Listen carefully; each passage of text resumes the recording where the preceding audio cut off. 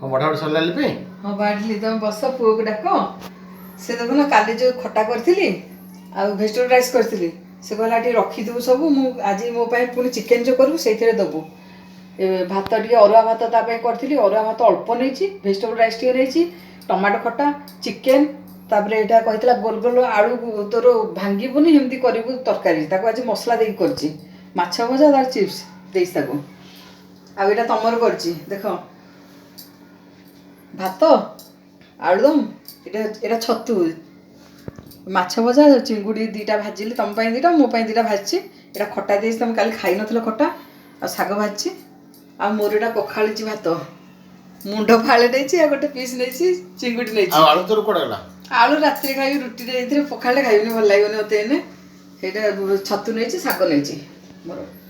ତମେ ବସ, ମୁଁ ଦଉଛି। ପୁଅର ଦେଖୁନ କେମିତି କରିଛି।